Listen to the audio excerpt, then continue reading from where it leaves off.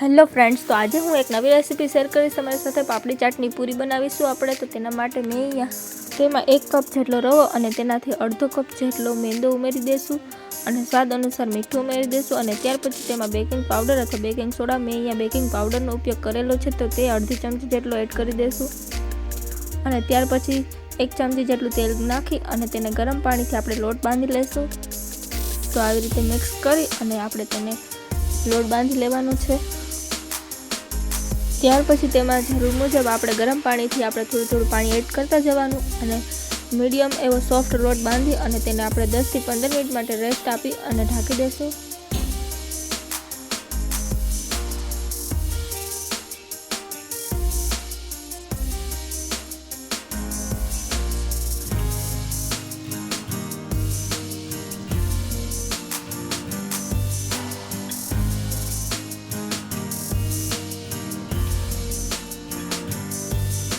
તો હવે આપણો લોટ બંધાઈ ગયો છે. તો હવે આપણે 10 થી 15 મિનિટ માટે ઢાંકી અને રેસ્ટ આપી દઈશું. તો 10 થી 15 મિનિટ થઈ ગઈ છે.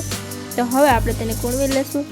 તો આવી રીતે આપણે તેને મસળી લેવાનું છે અને ત્યાર પછી તેમાંથી આપણે નાના પૂરીની સાઈઝની નાના લુવા કરી અને આપણે તેને વણી લઈશું. તો આવી રીતે મેં અહીંયા 4 ભાગ કરી લીધા છે અને તેમાંથી આવી રીતે ફરીથી આપણે નાના ટુકડા કરી અને એક સરખા ભાગ કરી અને નાની પૂરી આપણે વણી લઈશું.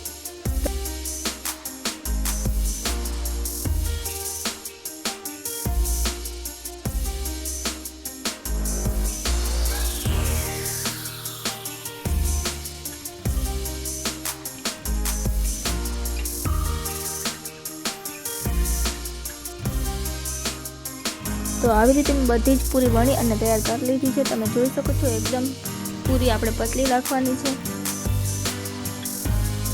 તો હવે તેલ પણ ગરમ કરવા મૂકી દીધું હતું તો તે પણ થઈ ગયું છે. તો હવે આપણે કેક કરી અને બધી પૂરી આપણે તળી લેશું.